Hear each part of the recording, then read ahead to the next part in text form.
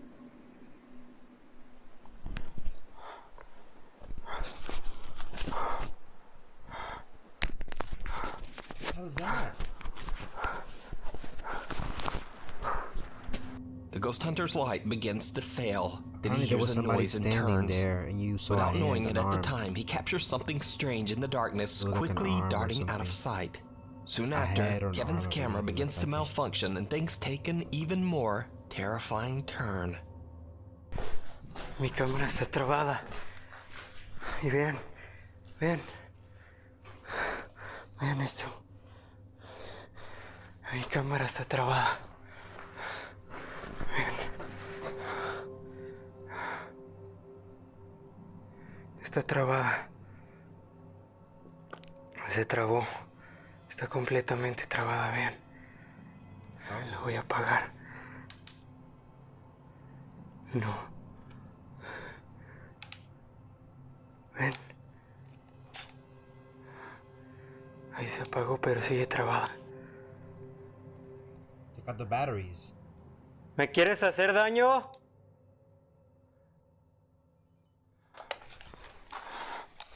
Voy a cambiarla. Voy a sacarle la pila. Ya.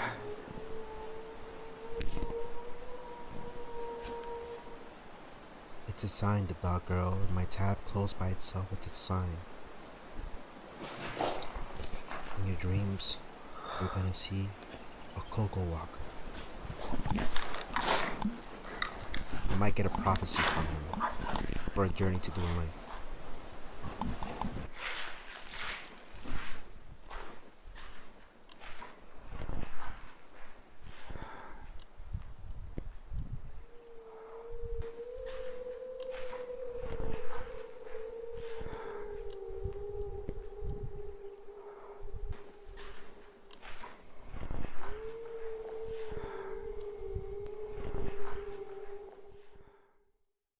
Kevin's camera completely locks up, and as he changes the battery, a wailing moan can be heard, You heard that followed and by you the saw mysterious that? voice of a woman. Yo, we gotta go back. We gotta go back. He Hold heard on, we gotta go Kevin's- back. We gotta go back. I gotta go back.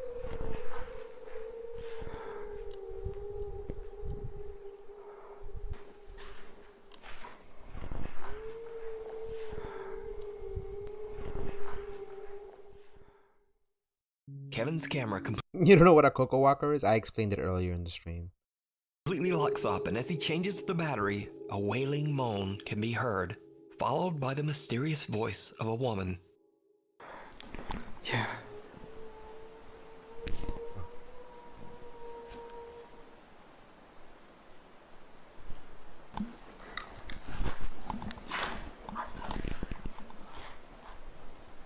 He goes to investigate and captures what appears to be the same mysterious cloaked figure that the Archivo Extinto team We're gonna captured just 2 years earlier. After this, Adventure Kevin Allah. searches the and building then and we'll the grounds, probably but he end it up doesn't with find Zarba. anyone He's got a or new anything. compilation, I think. When his equipment continues to Zarba will be getting malfunction repeatedly, everything from Asia, he so decides it's he's good had stuff. enough.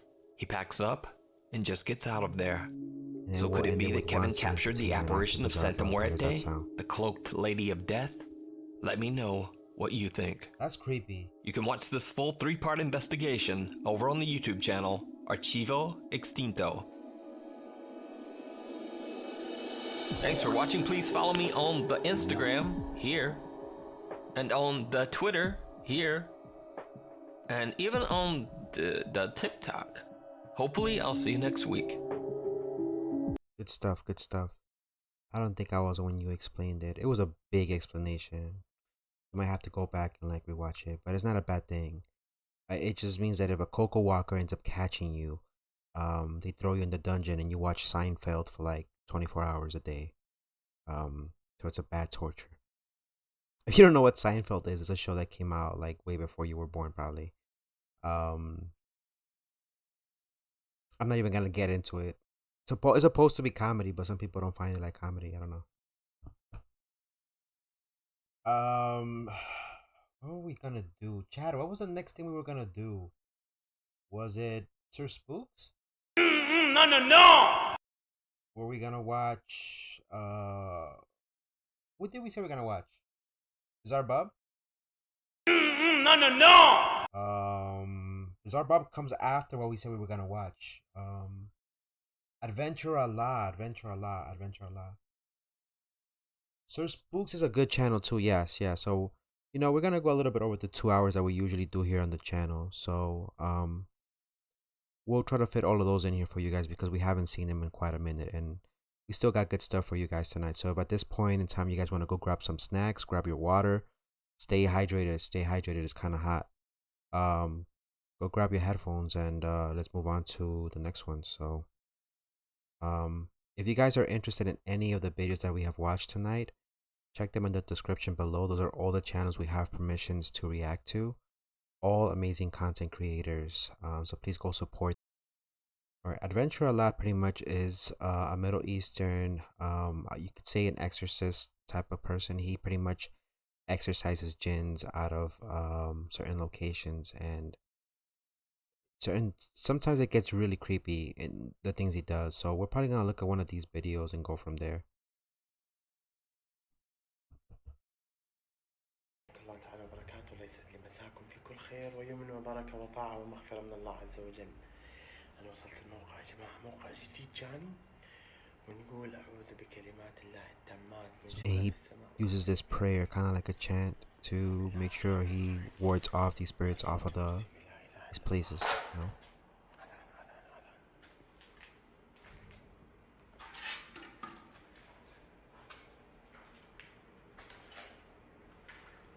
السلام عليكم. السلام علينا وعلى عباد الله الصالحين. أشهد أن لا إله إلا الله وأشهد أن محمدا عبده ورسوله. النور، معليش أنا آسف ما انتبهت على النور يا جماعة، معليش النور أنا آسف.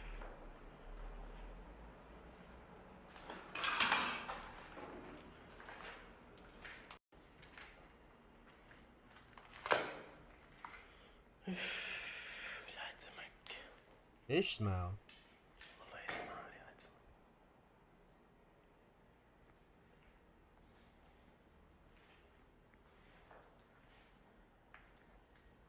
Me too.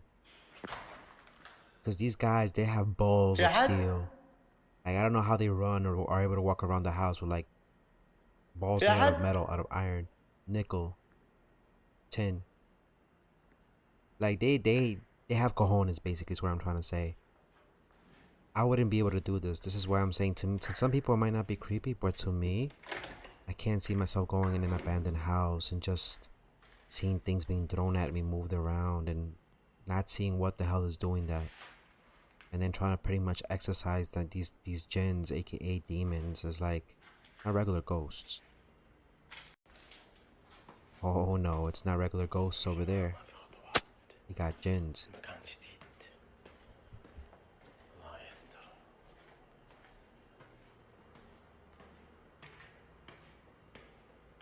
السلام عليكم. السلام علينا وعلى عباد الله الصالحين. أشهد أن لا إله إلا الله وأشهد أن محمدا عبده ورسوله. بسم الله الرحمن الرحيم. الله لا إله إلا هو. What up, cool boy? How you doing, my boy? Welcome to the stream. لا تأخذه سنة ولا نوم، له ما في السماوات وما في الأرض. من الذي يشفع عنده إلا بإذنه. Listen, you gotta chase your dreams. Don't let people tell you otherwise. يعلم ما بين أيديهم وما خلفهم ولا يحيطون بشيء من علمه إلا بما شاء. Or looking different? What do you mean, cool boy? Just remember that every time you think nobody likes you. Thank you so much, the doctor. I appreciate it. You know, over here we got the Coco family, you know? Totally didn't steal that from nobody. Over here we got the Coco family, you know what I mean?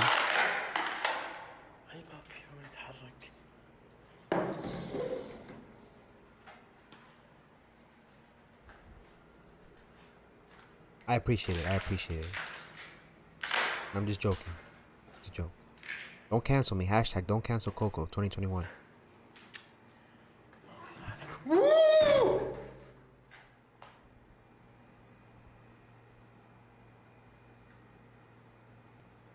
استحلفتكم بالله يا من تسكنون هذا المكان أن تخرجون منه طاعة لله. No, I appreciate it, the dog girl. I really do. I really do appreciate it. And listen, just keep following your dreams. Just keep. It's a grind. It's a grind. YouTube is a grind. Like I said, never look at the numbers. Like, don't focus too much on the numbers. Focus on smaller goals to attain each week or each month. And be like, this month, I aim to get 5 subscribers. And then little by little, you know. But I appreciate it. I'll go check your TikTok out afterwards. السلام عليكم. Sounds good. السلام علينا وعلى عباد الله الصالحين. أشهد أن لا إله إلا الله. أعوذ بالله. Life is like a video game. أشهد أن محمدا عبده ورسوله.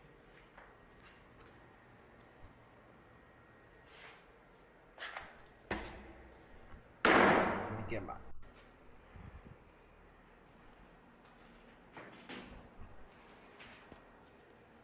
يا جماعة حرارة مو طبيعية. Give me 2 seconds while I get my water, and get my fix my posture, because when you don't fix your posture, you're gonna get scoliosis. And your boy Coco ain't trying to get scoliosis. You know what I mean?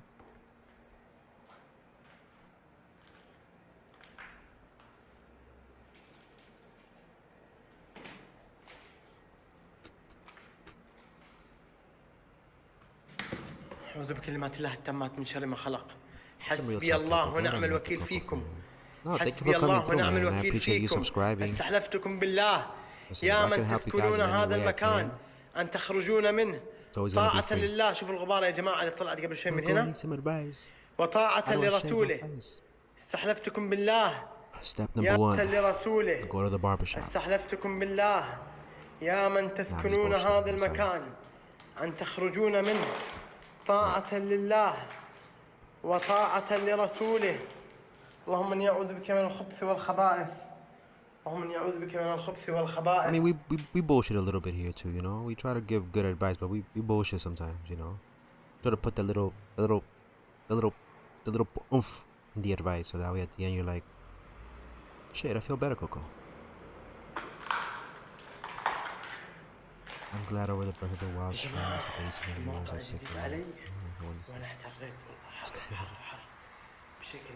Thank you so much. I appreciate it. Just remember, we're all special. Nobody is more special than the other person. We're all here for a purpose. Our journey is just try to find out what that is, and you just can't give up. One thing will lead to the next thing, so you just try not to worry too much. Life is beautiful in that sense, you know. There'll be days that are gonna be harder than others, because you're gonna wake up a little bit depressed, a little bit sad, but that's just one day out of the many other days that you can, you know, work on being happy. So it's a grind, it's a journey, but YouTube being one of those platforms when you can just go and express yourself, and others can just enjoy what you do. So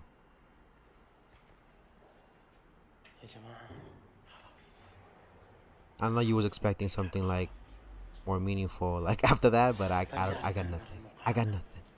Hey, where's the gabagool? All right. That one was not too creepy, but again, Adventure Allah has really good stuff. Go check him out. I just didn't like the fact that the doors were just moving around him. I think he got a little bit spooked and he ended the video early. So, let's go to Bizarre Bub. They better not give me the band or the song, because I'm not trying to hear that. Good. Alright. Alright. You see it too. When you see it. Bizarre Bub has like really great compilations, and I'm glad the throughout the COVID thing, a lot of these content creators like came up with really good stuff. So alright, I'm gonna go with, let's go with this one. It's Hiding. Time to take a hit. Two friends are inside a room recording someone who appears to be yelling at something. They seem very unsettled and appear to be staying as far away as possible from this person. However, it isn't until they decide to approach this person that they see what it is that they're yelling at. What they saw left them more disturbed than before. This is what they caught. I appreciate it. ¿Qué quieres acá? ¿Qué quieres? Dime qué quieres. ¿Qué se te perdió? ¿Nos quieres hacer daño? ¿Nos quieres hacer más daño? Mira, de nuevo. Lárgate. What?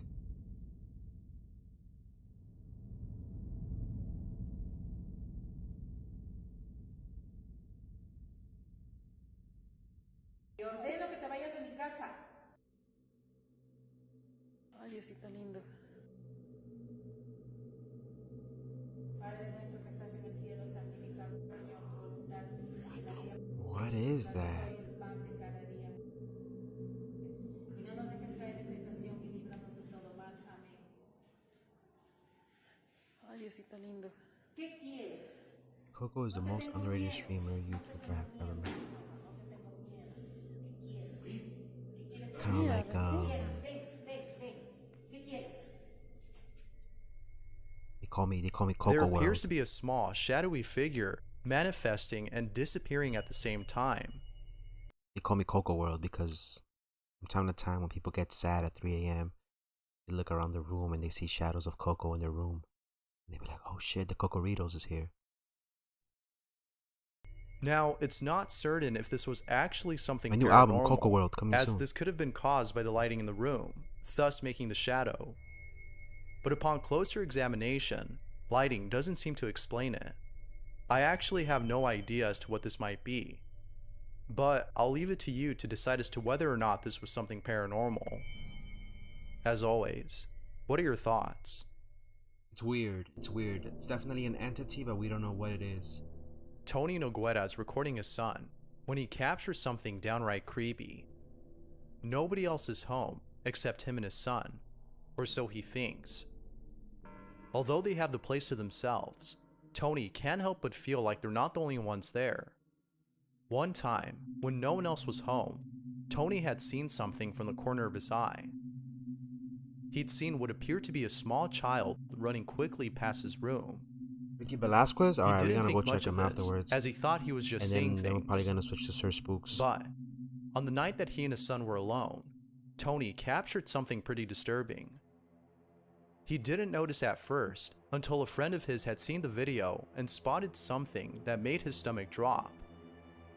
The video was then posted on Reddit for others to see, and they too were left feeling uneasy. One person had even commented, "Burn the house down." This is what he caught.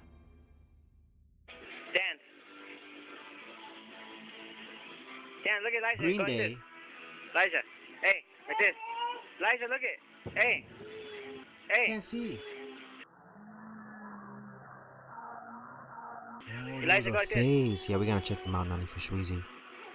Yeah, he stops her with memory. He's like, wait a minute, what is that? Remember, kids can see entities. They can see stuff that we can't see because of our eye spectrum and whatnot.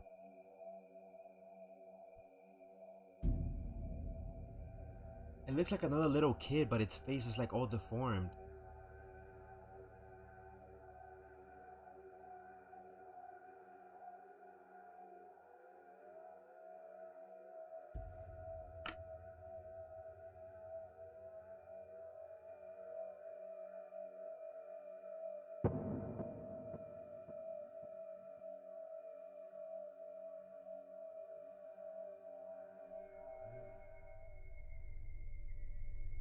There appears to be someone or something observing Tony's son. At first, it seems like this might have been his son's reflection in the mirror, but after looking closely, the so-called reflection doesn't reflect his Stop it with movement. the memes. We don't need them right now. And even more unsettling is the fact that you can I hear don't pay what you for sounds this. like a I mean, giggling I pay you child for in the this. background. I pay you for this. I pay you for this, Chad. What I meant to say it. What I meant to put me on mute. Obviously, what I meant to say is I pay this you to didn't do come your from job. Tony's son. I don't pay you to be slacking around and putting memes all Now, the time. it could be that this was actually someone who was over at Tony's place, perhaps a relative or a friend of the child. But based on the way that his son reacted upon seeing the supposed child, it seemed like he didn't know who it was. It was as though he was observing a Green Day stranger. did summon them. They were like, wake me So, up. what could this have when been? September Tony can't come up with an answer, but it seems I am more back than up. likely Welcome back, Brian. that this was the small child Tony I'm a had seen kid. before. What do you mean by kid? But I mean, what do I you don't- think this might have been? An actual child or something else? I mean, it could have been anything. You know what I mean? It could have been anything. Onana is home Sometimes alone with her dog Jessie, entities- when out of entities can nowhere, present themselves Jessie in starts different- acting different ways. strange. Onana writes, "There's been some weird stuff going on in the house. This child, is a what kid, she you caught." know?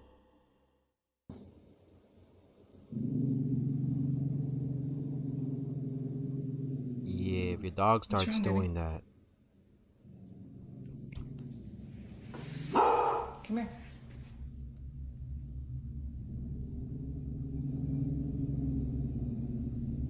Hey, come here.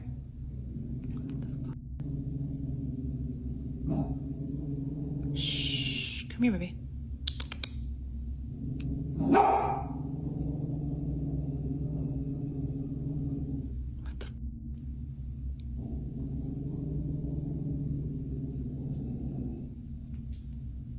Hey, come here. What am I gonna do? animals always know what's up. Always, always. It's because, you know, they can see the same thing that children or kids can see, you know. Some kids just stop seeing at a certain age because they're focused on other things, but kids and dogs. For all we know, there was something there. What is it, love? 11, but my eyesight is really bad. I remember when I was younger, and even like probably other people, other kids probably go through the same thing. Either have to wear braces, they have trouble with acne, or they have to wear glasses. Jesse. I think everybody goes Jesse, through that. come here. Part of it. I gotta wear glasses, and it's annoying sometimes. Have you ever tried to see a movie from the side with your glasses on? I can't. This part bothers.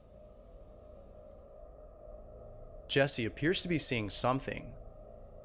Whether or not she was actually sensing a certain presence, specifically that of a ghost, is up for debate.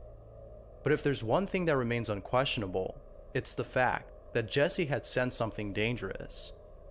The question is, though, what exactly was she seeing?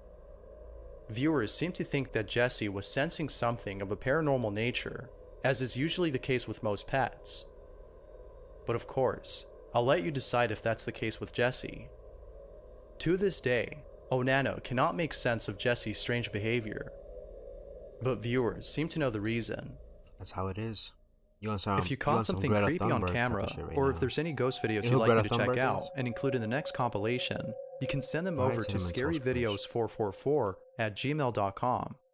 That being said, let's get back to the... This may sound a little weird, but I like putting my cereal inside of the refrigerator. I like having a cold cereal. I know, don't judge me, listen. Just try it out. Put it inside of a bowl, and then put it in the fridge, and not the freezer, inside of your refrigerator. Next day, don't put in the liquids, just eat it like that cold. I've done it with cinnamon toast crunch. Delicious. The video. Corte Suspina posted the following video with very little information. However, what happens in it is still nonetheless pretty creepy. The video starts off with someone who's recording a rabbit in the middle of the night. All appears to be normal, until the following happens.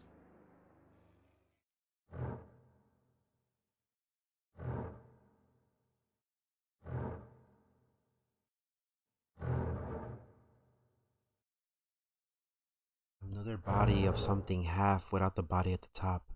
Got the munchies, gonna try that now.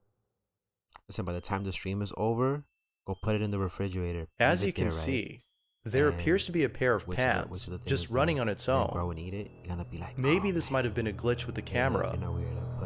Yet others seem to put think no this was milk. an I ate it straight apparition. up just like that. Whatever it might have been, Bowl. I can't imagine how creepy it is to see something like this in person. At least it wouldn't be hard to find an extra pair of pans to replace. I always have people coming through and they look at me eating the cereal bowl with no milk and then just the cereal, right? They'd be like, "What happened with the milk?" And I just look at them and I'd be like, no milk today. The cow was sick, called out today." And just look at me like. But I just, sometimes it just hits. It hits different when you eat cereal by itself. Place yours with after seeing this. Vanessa Boleyn is looking at her doorbell security camera when she notices something that scared the living hell out of her. Vanessa writes, "I grew up in a haunted home with paranormal investigators and priests constantly coming to my house, so I don't get that scared easily. But last night, I saw this through my Ring camera at 11:30 p.m., and it was the only time that I truly felt scared." This is what she'd seen. Be sure to look closely or you'll miss it.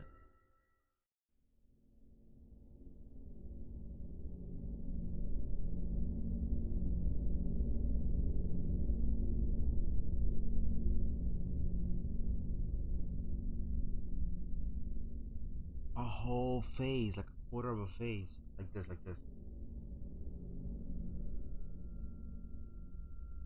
Bro. A faint image of what appears to be a face can be seen hiding behind the flowers. It's hard to make out what exactly this is, but it seems like someone or something is looking at the doorbell camera, as though it knew that Vanessa was looking at the camera during this time. Now it could be that this was an animal, perhaps an owl. This might even be a case of pareidolia. But given the fact that Vanessa used to live in a haunted house, viewers seem to believe that this is something that's followed her to her new home. But I'll let you decide as to what this might be. A ghostly entity that's followed her, or something else. Let me know what you think. Creepy. That's Thanks creepy. for That's watching, creepy, man. and I hope you enjoy. That's creepy, man. That's creepy. All right. Let's go ahead. Let's check what Ricky Velasquez is doing right now. Actually, let's go to Sir Spooks. I know we said we're gonna check Ricky, but let me go to Sir Spooks because I did promise we were gonna do Sir Spooks. Sorry about that yell earlier on, like a few seconds ago. I know that probably spooked a few of you guys up, but it was like a little motivation to like wake up a little bit. But anyways. Yo, that face, what the fuck? That made my arm hair stand up. Yeah, that's the thing, because it looked like it was just two straight eyes and something with the hair with bangs, and it was just staring like straight at the doorbell. So, yeah, good stuff. Hey, let's see. 5 scary videos that'll keep you up at night. 5 scary ghost videos you should watch at night. 5 scary videos not for the faint of heart. Am I up for a heart attack tonight? Yeah, let's do it. Let's see.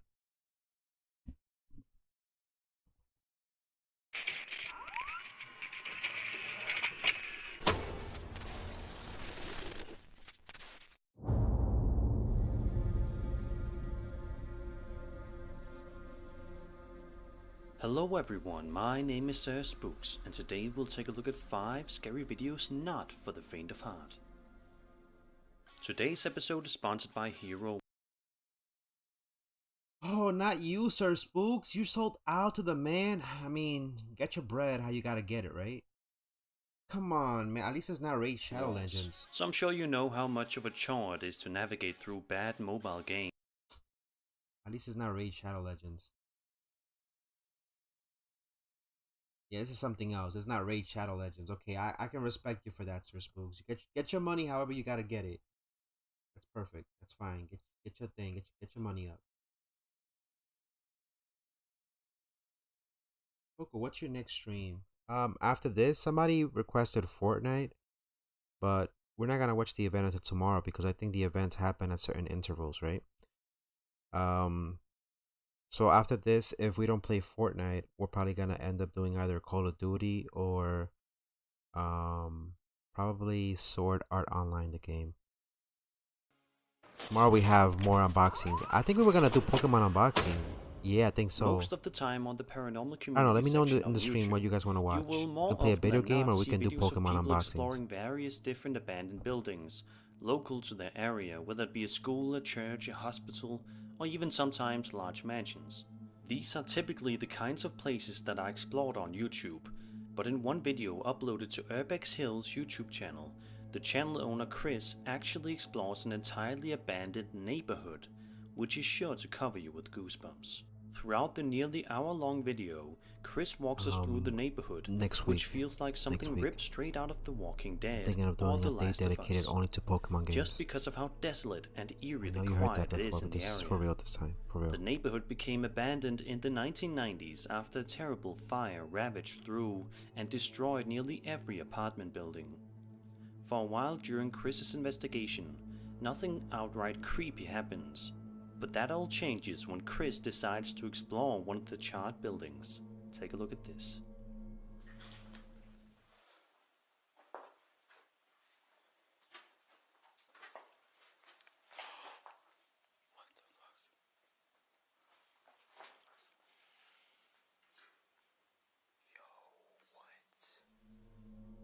This door closing seemingly all by itself is just the first sign that this area is not just abandoned, but possibly haunted too. If any skeptics out there need more proof, then take a look at this shot right here and pay close attention to this part before the green slats can be seen.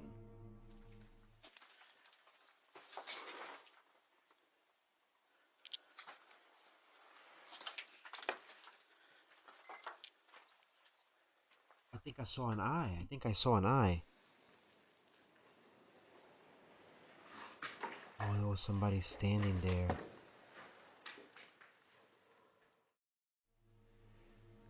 I think it looked like a little kid, like something was standing there.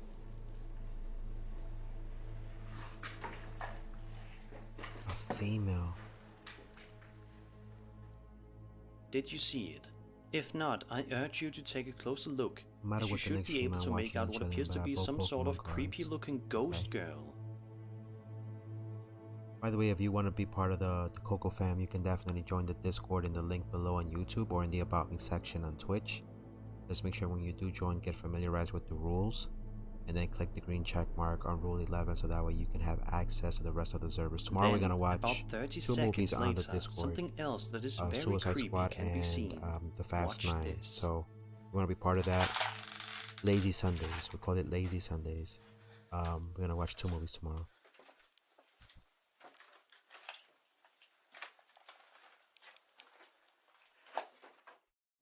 A terrifying ghostly face can be seen appearing on the glass of the window, on the ground to the right-hand corner of the screen. The video goes on for a few minutes longer before Chris ultimately decides to pack his things and head home. This investigation is just proof that haunted and abandoned places can be anywhere, even the most unexpected of places, like an entire neighborhood.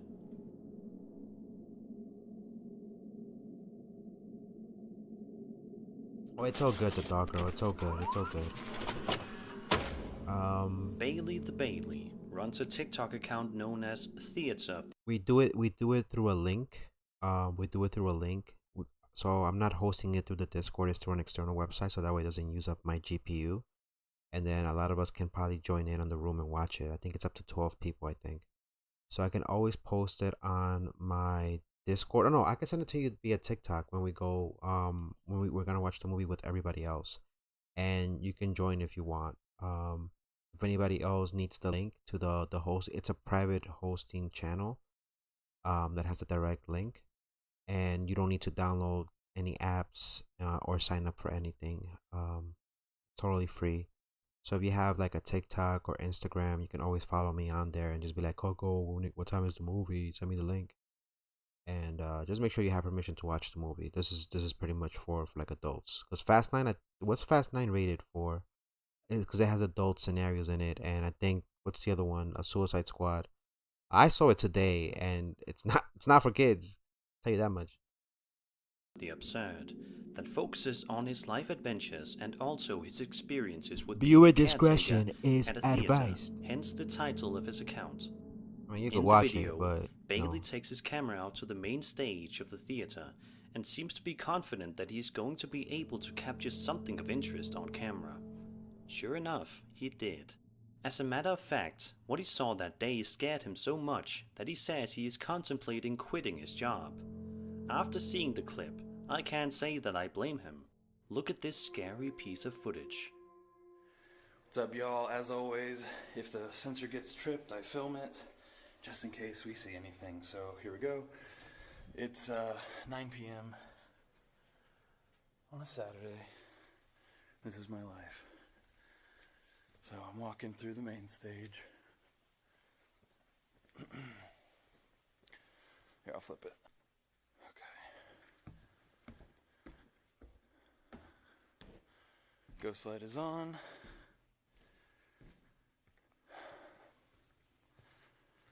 No one in here. Hello? Okay.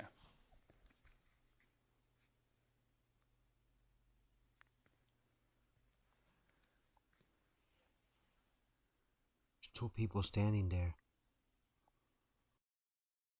Although it can only be seen for a couple of seconds, if you look at the top balcony, you can see what appears to be two ghosts standing there while Bailey films from a distance. Of course, this could have been a setup, and these could just be two of Bailey's friends, but the video has an unmistakably realistic and eerie feeling to it that you just can't shake. There's also no over-the-top fake screaming or panicking noises here either. In fact, when Bailey does point the camera up to the balcony, he doesn't say a word.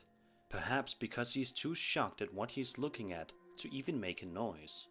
So, is this authentic footage of ghosts caught in a theater? Let me know your opinion in the comments.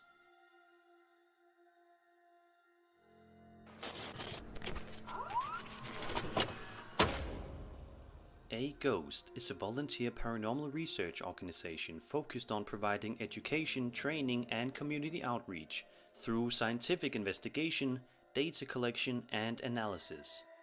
They state that their goal is to help those who may be experiencing a haunting and wish to learn more about the phenomena. They do. They also operate a YouTube channel where they occasionally upload clips of their various different investigations. And as you will soon see for yourself, they can be pretty freaky. In this particular investigation, the crew behind A Ghost is going to the Homestead restaurant, located in West Seattle, Washington. Cameras at the ready, making sure that they don't miss out on anything creepy. It also seemingly doesn't take long at all for the crew members to film something creepy. It's a good luck charm in case Look at the doorway right here and see the terrifying thing that they were able to capture. Made with 95% real cocoa bananas. The other 5% is just filler, you know.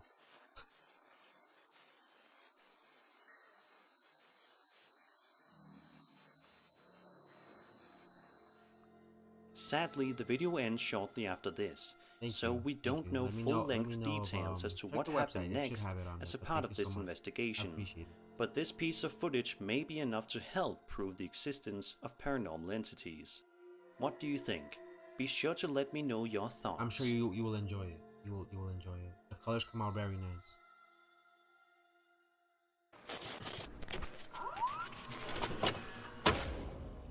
Oh, we saw Home this videos from back when your sons or daughters were just little kids can, for most families, be some of the most precious videos look away in when the you look at world, Green Day. Look because away. you're able to essentially go through a virtual time machine and see life as it was for you and your family years in the past. In short, a home video of your kids is often a video you cherish. 95%. And upon first glance, is just this video of a young boy dancing along to a song by the rock band Green Day is exactly that too. An innocent and cute video. But this home video soon takes an incredibly sinister and Thank you for joining the unsettling Discord, turn. Sitlani. Dan, look at Liza. Go like this. Damn, I remember Green Day back in the day. Like this. Liza, look at. They were a nice little Liza, go like this. grunge rock band, I guess you could say. They were a nice band overall. Were you dancing to some Green Day? What was that song called? I walk these lonely streets through the boulevard of broken dreams. Around after a That's few what it was. moments, and it's then when he starts to look at something. This something strangely resembling that of another young boy. But if you look carefully, you can tell for certain that it's not a reflection from a mirror or anything like that, but rather a completely different child. Thank you for joining, Sitlani.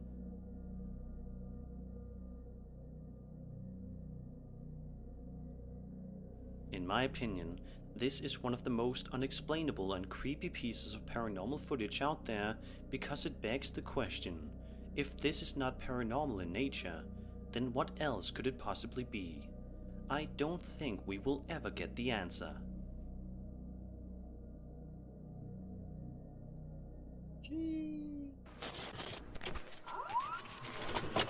Alright, one more video after this actually because we went over the 2 Paranormies are hours. a fast-growing YouTube watch channel that Wansi frequently Entertainment and we're uploads gonna call it a videos day. depicting abandoned And then get building ready for either explorations, Pokemon as well as unboxings general or a video paranormal game. investigations, all of them being highly unique and terrifying in nature.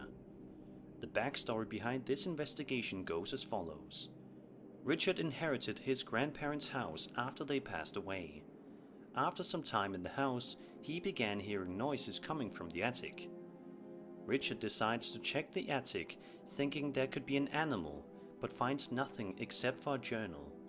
Reading through the journal, there are descriptions of animal torture and sacrificial rituals, and the murder of a man. After that, the paranormal activity in the house got worse, so he decided to set up cameras while he was gone. The following piece of footage was recorded by Richard in the middle of the night. No worries. Right no from the worries. second it starts, We got one more it video for you guys certainly tonight gives from off Wansi unsettling Entertainment. vibes, and those uncomfortable feelings turn out to be for good reason. And then we'll end the stream. Look at this creepy But it's been a incident wonderful that stream tonight, and occurs hopefully you guys have been involving his enjoying it. If you phone. have, drop a like, subscribe. Let's see what happens here.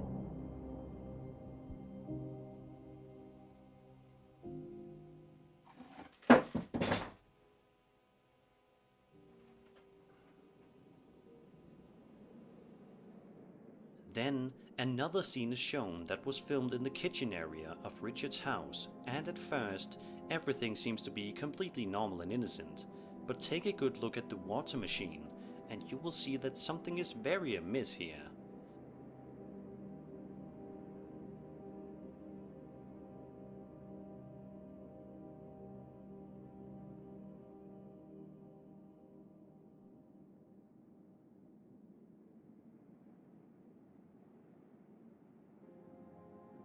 Thank you so much, the doctor. I appreciate it. Then a different angle a few moments later shows some very creepy things happening in the kitchen. Take a look. To see if anybody, or to see who it was. Yeah, right. But you also mentioned on the phone when we talked to you that there was an odor as well. Yeah, it almost smelled like a butcher shop. A butcher shop. Yeah. I gotta say that's some of the best paranormal footage that I've ever seen. Who do you believe wrote the journal then? I honestly have no idea. Okay. What are you hoping to find out from our investigation? Well, I'm kind of hoping that you guys are able to bring peace. A while later in the video, the paranormies are using an Ovilus device in one of the bedrooms, which speaks to them saying, "Reason." Then immediately afterward, this happens. Reason? What reason did you have? No way. Oh, holy shit. After this, they proceed to head outside to the exact spot where coordinates were given to them in a journal, fully expecting to find evidence, animal bones, or some sort of ritual, Why would you or go maybe there? even a Why? body. But So while never they are out joined. there, It's they good. hear It's something probably super truly late for Sunny. terrifying, something that nobody would want to hear outside in a desolate area, much less at night. Like, why would you go there out of Watch curiosity? and listen to this. Ow. Sunny's probably having his third dream already tonight. Is that firewood? Oh my god! In a separate part 2 shots. video, we see more footage that was filmed from Richard in what appears to be a living room, and it doesn't What's take that long on at your all head? for things What's to this on get my a head? little unsettling. Look at That's what my was hunter. He captured. protects me from the ghosts and shit. So in case something happens, it protects my head from getting possessed. So, no, My head is shaved. A It's just that couple it's of minutes cold. later, the So I have the Paranormies are AC on in sitting the down at background. a table for a moment, but So still it's a little making bit sure that warm, they are still but at recording. the same time certain parts of It's my a body good get thing hot. that they were. Everybody knows I have Otherwise, no they hair would on not top of have my been head. able to capture this terrifying I've done a incident head on review camera. before, but it's cold, a little bit chilly. It protects my head from all the cocoa banana nightmares from escaping, you know? Oh, that freaked the shit out of me. What Yeah, is now it? It's shaved, so there is no Now it's starting hairline. to say stuff. There's a restaurant called Cocoa Banana Bar and Grill. That's Yes, exactly what yes. happened like in his video. In Florida, At I the think, 12-minute right? mark in the investigation, they are finally trying to make communication with any potential spirits in the area when the man behind the camera urges any potential spirits in the room to let us know you're here. Probably. Judging by what happens next, I think this spirit hurt him. Let us know you're here. What do you mean, Cap? See how hot it is outside? Thank you. The restaurant? No, it's real. It's real. The group then conducts the investigation in other areas of the house, but are stopped short when they hear something eerie coming from the upstairs area. Listen to this. It sounds like somebody else is in this house. Oh my god. That's loud. That's...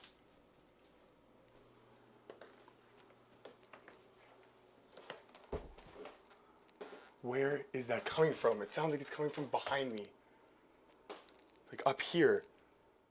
Some people wouldn't dare go upstairs after hearing a sound like that coming from the area, but the Paranormies are determined to get I to the shaved it bottom off. of That's what I'm this trying to explain to and you. figure out what is in this There house is no hairline messing because with it's them. shaved and off. It's shaved off. One of the crew members walks downstairs for a moment, carrying his Oculus How can there be a device, hairline when it's which shaved says off? something very creepy. He then asks the spirit to scream for him, and while it doesn't obey that command, it does do something else rather remarkable that definitely Lex gives Luthor, them basically. the proof they need. They call me Lex that they are Luger. not alone. Instead in of that Lex house. Luthor, they call me Lex Look Luger. at this. Coco Luger. Scream? Can you scream for me? Lex Can you Smoother. imagine? Lex Coco does it smoother than others.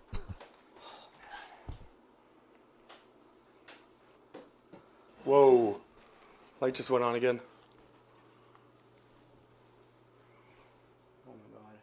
If this video is authentic and nothing about it was staged in any way, then I must say that the Paranormies video is definitely creepy and is amazing proof of the existence of the paranormal. And that was 5 scary videos not for the faint of heart. Alright, we survived. I got a little pain in my chest, but it's not from the videos. It's because I got the munchies right now and I'm hella hungry. And I want to eat something. And I have some food left over. What I gotta say is, look. So Laura had my Shining Fates cards. So Laura was able to give it to me. That's my homie right there. And we went to go watch the movie in 4DX. It's this thing that looks like a roller coaster and they throw water at you and vapors and whatnot. Amazing movie. We went to watch Suicide Squad, which we're gonna watch tomorrow. And then I have some banging delicious Asian food. It's sweet potato fries, udon noodles cold.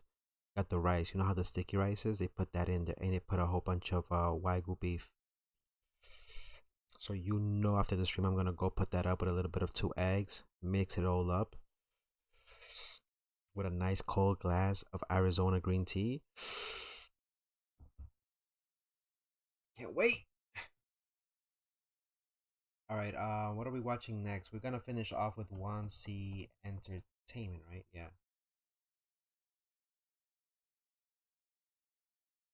If you felt that, if you felt what I just explained to you, the food, and you felt that through your, would you cop the sodas? Depends. It depends, Nani. Some of them are valuable, some of them are not. But if you just like to collect them, it's a different story. I know people's stomachs right now are probably rumbling. Like, fuck, Coco, why you doing this to me? Don't ever meet a stranger on the internet. Perfect. Perfect. Here we go. Do not ever meet a stranger on the internet. I don't remember any happy memories in my life. My depression was getting worse day by day. I wanted to die. However, I wanted to live. It's ironic. I wanted to regain my will to live. This dying life sucked. So one day I posted on the internet, I want to commit suicide. Everybody was just saying stereotype things. Life is beautiful, love yourself, blah, blah, blah. Then suddenly, I saw someone's comment caught my eyes. I'll make you want to live for 100% sure. It was interesting. So I replied, how? Then I saw another reply. We have to meet first.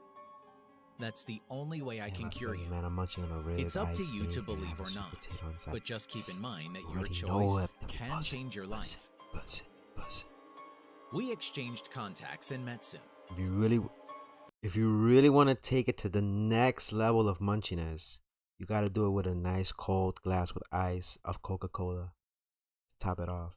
But then you don't want to get too much diabetes in your bloodstream, so you got to like tone it down and be like, let me get something like a little juice. The soda at this time is not going to be good for your stomach.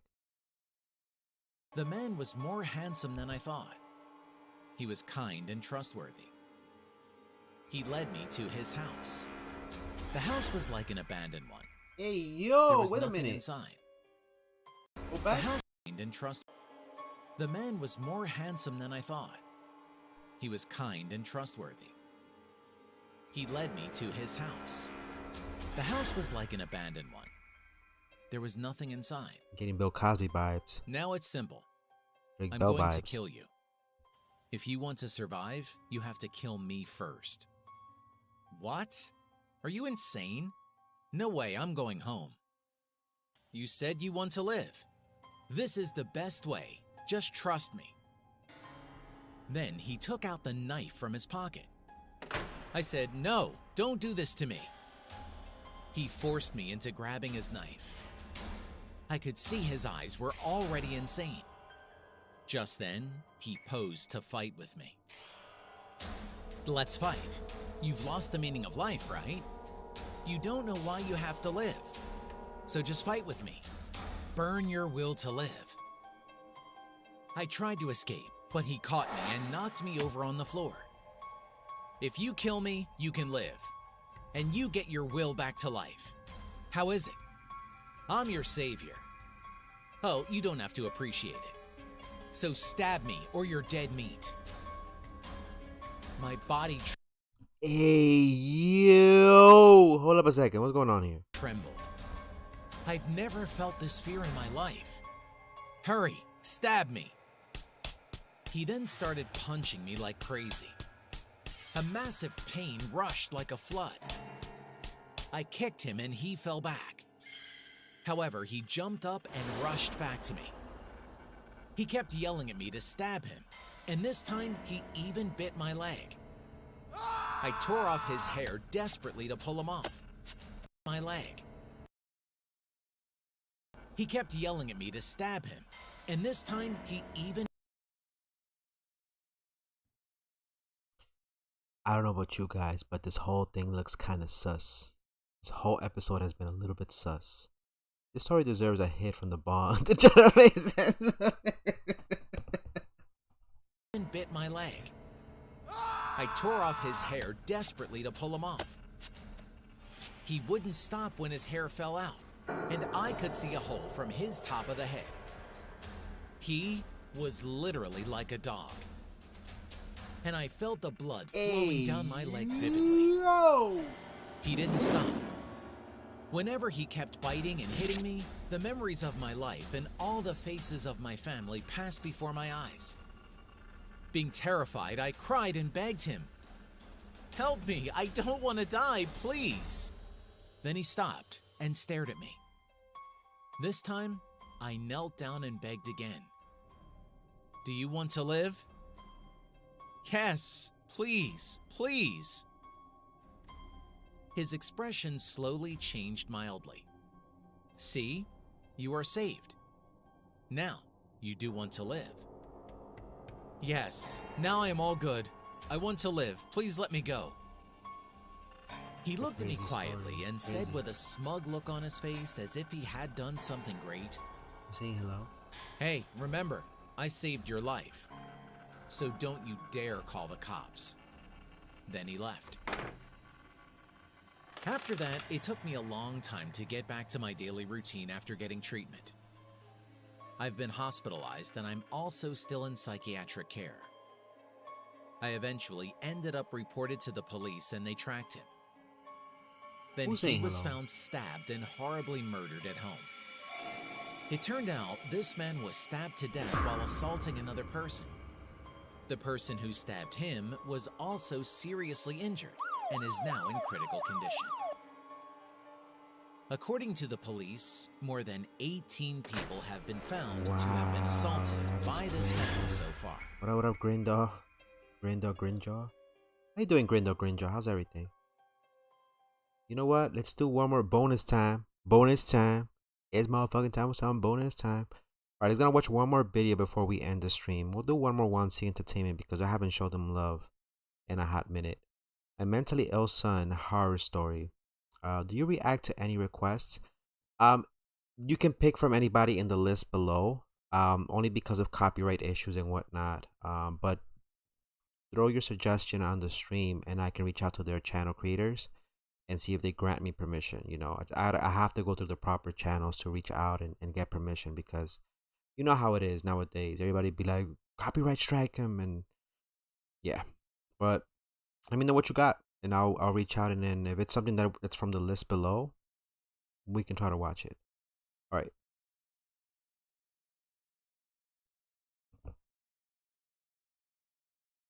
I used to live with my husband and our lovely son. However, our family was unhappy. We had always struggled with poverty ever since my son was born. At times, we suffered hunger, and it caused many arguments I between love us. Bleach, by the way. Did you My see the husband new hadn't worked post for 13 1000-year years war and spent his days story? drinking. We were just barely getting by with whatever money I could bring. In time, we found out that our son suffered from mental health problems. However, I ended up keeping him in the house because I didn't think it was too serious. We'd never had any major accidents after all, until the incident. One day, I brought home a watermelon that I had received from one of my friends. It was sweet and delicious. After finishing the watermelon, my son was so happy. He said it was the best thing he'd ever eaten. I was pleased that I could share it with him, but no one expected the disaster it would bring. In the following weeks, he became madly obsessed with watermelons. He pestered me day after day to buy him another, and started to get angry when I told him that we just didn't have the money. Once I woke up to him standing by the bed, staring down at me. "I want to eat a watermelon. A sweet watermelon." His frantic shrieks scared me so badly. I started to take money away from our necessities, just so that I could buy him a watermelon or two every day. Whenever he woke up, he would look for the watermelons and eat them. However, he kept saying that the watermelons I brought home didn't taste the same. Not like the one my friend had given me. Sometimes he'd even throw away the half-eaten melons in anger and scream his rage. I felt so helpless. I'm tripping but balls still, right now. I didn't want to take my child to a mental hospital. So I decided to wait a little longer, hoping that his condition would improve. And it did. He started to seem a little happier, more stable again. I even got brave enough to tell him that our financial situation had worsened and that I couldn't buy watermelons for a while. He seemed to take the news with surprising patience. I was relieved. Then, one morning, I woke up to my son's screams. "Where's the watermelon? Give me the watermelon!" My husband and I rushed to the kitchen. I could see our son rummaging through the fridge and kitchen cabinets. When he noticed us, he started to stumble over. There was a kitchen knife in his hand. "Where's my watermelon? Watermelon. A sweet watermelon." His eyes seemed to roll in his head in an unnatural, terrifying way. Without any warning, he stabbed my husband to the side of his head. Fresh blood splashed all over. I could just stand there in utter shock. It felt like I wasn't really there. It just couldn't be real. Then my son shouted with a wide smile, "I found it!" That finally snapped me back to reality. I started screaming and called the police immediately. By the time they arrived, my husband was already dead. They found our son holding his head, crying and mumbling that the watermelon tasted odd. When he saw me with the police, he tried to come at me with the knife too. Another watermelon. The police overpowered him and took the knife away. At that point, I just passed out. After that, my son was confined to a mental hospital. The nurses tell me that he's still trying to search for his sweet watermelon. What? What the fuck? What the fuck? We're gonna leave it there for now. If you're new to the channel, consider liking, subscribing, and hitting that notification bell. I know that that video up there looks kind of sus. It's from The Sopranos. You guys don't know about The Sopranos. You gotta watch it. These sussy ass thumbnails. If you're new to the channel, consider liking, subscribing, and hitting that notification bell. Follow me on Instagram, Twitter, TikTok, or under Kakarot Gaming XP. Grimjaw, if you're still around, drop me whatever it is you want me to check out, just so that way I know, you know what, it could be something really good that we could watch here, but I just want to reach out for permission. Yo, he got possessed by the watermelon demon. Exactly, the watermelon baby. We're gonna call him the watermelon baby. For those of you guys watching on Twitch, thank you for following as well. Have a fantastic rest of your day. Thank everybody who came through on the YouTube side of things as well. You guys know who you are. Thank you for your viewership. Shout out to Sitlani, Grinjaw, the dog girl, Nani who came through, Brian. Let me see who else came through today. I want to make sure I give everybody a shout out before we end the stream. That was everybody on there. On Twitch, Mel from the Team Hayasu Gaming Discord, thank you so much for coming through. That baby, I appreciate it. Young Darcy, the guy in your mom's bed, aka Patrick, that baby, thank you for coming through. Eliseo Gaming, I appreciate your viewership as well. And I believe Pizza 420, thank you for coming through as well, my boy. You already know. And Yeet Grenade. With that being said, have a fantastic rest of your night. Enjoy your weekend. I'll let you guys know if I'm going to do another stream in a little bit. This is Kakaroto, aka Coco, signing off. Chad and I said goodbye. Have a wonderful night. And I'll see you boys and girls next time. Take care for now. Peace.